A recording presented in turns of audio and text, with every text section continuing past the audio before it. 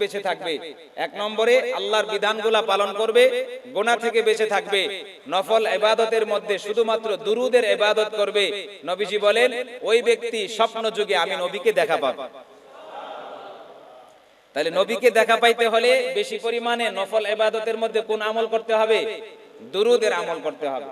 শুক্রবারের একটা ফজিলতের কথা আছে, একটা দুরুদ আছে, আল্লাহুম্মা সাল্লি আলা মুহাম্মাদিনিন নাবিয়িল উম্মি ওয়া আলা আলিহি ওয়া সাল্লিম তাসলিমা। আপনারা গুগলে এটা লিখবেন, বাংলা অর্থ সহ বাংলা উচ্চারণ সহ আসবে। হাদিসের মধ্যে আসছে যে ব্যক্তি শুক্রবার দিন জুমার দিন আসরের নামাজের পরে ওই জায়গায় বসে অথবা তার জায়গায় যে কোনো জায়গায় বসে ৮০ বার এই দুরূদ শরীফ পাঠ করবে, আল্লাহুম্মা সাল্লি আলা মুহাম্মাদিনিন নাবিয়িল উম্মি ওয়া আলা আলিহি ওয়া সাল্লিম তাসলিমা। আপনারা এটা মোবাইলে দেখে নেবেন।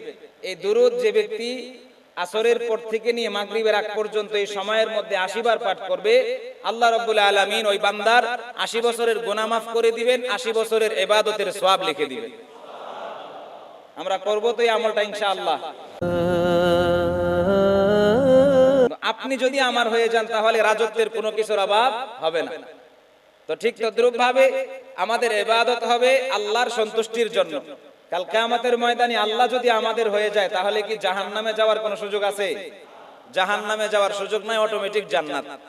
আল্লাহ রাব্বুল আলামিন ওই বান্দাকে প্রশ্ন করে, হে বান্দা, তুমি জান্নাতে যেতে চাও তোমার ইবাদতের মাধ্যমে নাকি আমার সন্তুষ্টির মাধ্যমে, আমার দয়ার মাধ্যমে? বলে আমি তো দুনিয়াতে ইবাদত করেছি জান্নাত পাওয়ার জন্য, এত কষ্ট করে যখন ইবাদত করেছি তাহলে আমি ইবাদত দিয়েই জান্নাতে যাব। বলে ঠিক আছে, তাই হোক, তুমি জান্নাতে যাবা। তবে জান্নাতে যাইতে হলে ৫০০ কিলোমিটার রাস্তা অতিক্রম করে যেতে হবে। জান্নাতের দরজা গেট অনেক দূরে।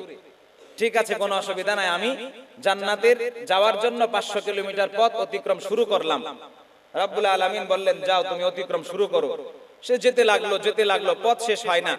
সূর্যকে ঘোষণা দিয়ে দিলেন, তুমি পাওয়ার বাড়ায়া দাও। সূর্য পাওয়ার বাড়ায়া দিল। বাতাসকে ঘোষণা দিলেন, তুমি থেমে যাও। বাতাস থেমে গেল। জমিনকে ঘোষণা দিলেন, তুমি তোমার ভিতরের গরম উষ্ণতা বাড়িয়ে দাও। সেও বাড়িয়ে দিল। এবার ঘুরতে লাগলো, যেতে যেতে এক পর্যায়ে এমন পিপাসা তার পেয়েছে যে বলার অপেক্ষা রাখেন। দেখে অনেক দূরে একজন ব্যক্তি একেবারে একটা গ্লাসের মধ্যে ঠান্ডা পানি নিয়ে দাঁড়ায় আছে।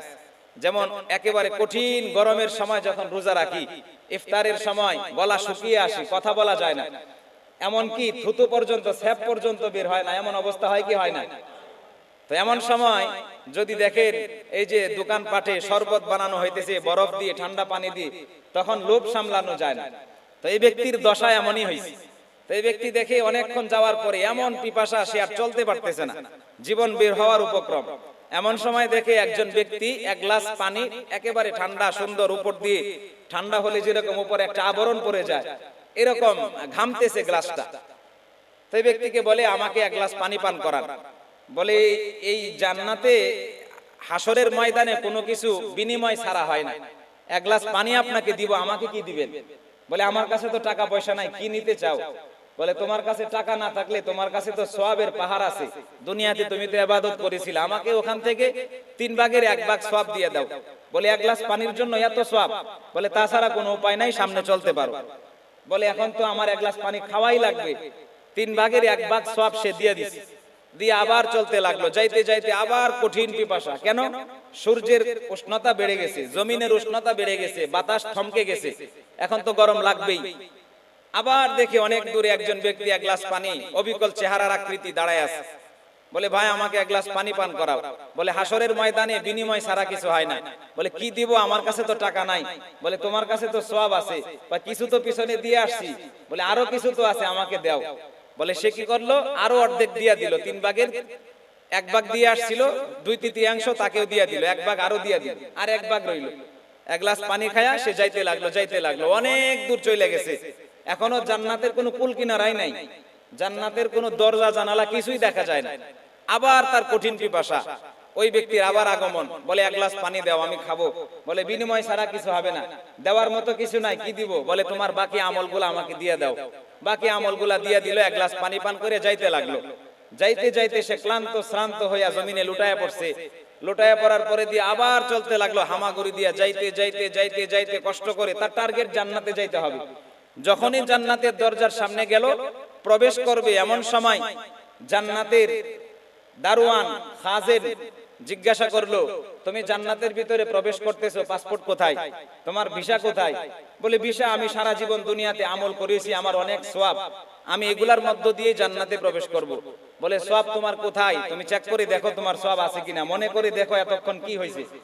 তো যখন চিন্তা করে দেখে তার তো আমল নামায় কিছুই নাই, 3 জায়গায় এসে 3 বারে তার সকল আমল নামা দিয়ে আসছে, সওয়াব দিয়ে আসছে। তখন আহকামুল হাকিমিন রব্বুল আলামিন ঘোষণা দিলেন, বান্দা যদি জান্নাতে যাইতে হয় তুমি 1000 কোটি বছর যদি ইবাদত করো, সেই ইবাদতের সওয়াব দিয়া জান্নাতে যাওয়া যাবে না। জান্নাতে যাইতে হলে শুধুমাত্র কার সন্তুষ্টি লাগবে? বান্দা তখন সেজদায় লুটায়া পড়লো, রব্বুল আলামিনের কাছে কান্নাকাটি শুরু করলো। রব্বুল আলামিন গোটা দুনিয়াবাসীকে এই হাদিসের মধ্য দিয়া জানায়া দিলেন যে জান্নাতে যাইতে হলে আমি রবের সন্তুষ্টি ছাড়া যাওয়া যাবে না। আল্লাহ রাব্বুল আলামিন আমাদের সবাইকে শেষ নবীর উম্মত বানাইছেন। জান্নাতে যাব আল্লাহ রাব্বুল আলামিনের সন্তুষ্টি, 2 নম্বরে নবীর শাফাআত। নবী যদি সুপারিশ করেন জান্নাতের দরজা খোলা হবে, তিনি সুপারিশ না করলে জান্নাতের দরজা খোলা হবে না। এই কারণে বলছিলাম শুক্রবার দিন যখন আসবে বেশি পরিমাণে দুরূদ পাঠ করার চেষ্টা করা।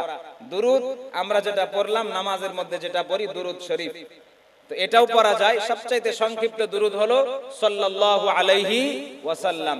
সাল্লাল্লাহু আলাইহি ওয়াসাল্লাম এই সংক্ষিপ্ত দুরূদ যে ব্যক্তি বেশি পরিমাণে পাঠ করবে, ফরজ ইবাদত বিধানগুলা যে ব্যক্তি পালন করবে, গুনাহ থেকে বেঁচে থাকবে। 1 নম্বরে আল্লাহর বিধানগুলা পালন করবে, গুনাহ থেকে বেঁচে থাকবে। নফল ইবাদতের মধ্যে শুধুমাত্র দুরূদের ইবাদত করবে। নবীজি বলেন ওই ব্যক্তি স্বপ্ন যুগে আমি নবীকে দেখা পাবো। তাহলে নবীকে দেখা পাইতে হলে বেশি পরিমাণে নফল ইবাদতের মধ্যে কোন আমল করতে হবে? দুরূদের আমল করতে হবে। শুক্রবারের একটা ফজিলতের কথা আছে, একটা দুরূদ আছে, আল্লাহুম্মা সাল্লি আলা মুহাম্মাদিনিন নাবিয়িল উম্মি ওয়া আলা আলিহি ওয়া সাল্লিম তাসলিমা। আপনারা গুগলে এটা লিখবেন, বাংলা অর্থ সহ বাংলা উচ্চারণ সহ আসবে। হাদিসের মধ্যে আসছে যে ব্যক্তি শুক্রবার দিন জুমার দিন আসরের নামাজের পরে ওই জায়গায় বসে অথবা তার জায়গায় যে কোনো জায়গায় বসে 80 বার এই দুরূদ শরীফ পাঠ করবে, আল্লাহুম্মা সাল্লি আলা মুহাম্মাদিনিন নাবিয়িল উম্মি ওয়া আলা আলিহি ওয়া সাল্লিম তাসলিমা। আপনারা এটা মোবাইলে দেখে নেবেন। এই দুরূদ যে ব্যক্তি আসরের পর থেকে নিয়ে মাগরিবের আগ পর্যন্ত এই সময়ের মধ্যে 80 বার পাঠ করবে, আল্লাহ রাব্বুল আলামিন ওই বান্দার 80 বছরের গুনাহ মাফ করে দিবেন, 80 বছরের ইবাদতের সওয়াব লিখে দিবেন। আমরা করব তো এই আমলটা ইনশাআল্লাহ। সম্মানিত হাজিরিন, আপনাদের সামনে একটি আয়াতে কারিমা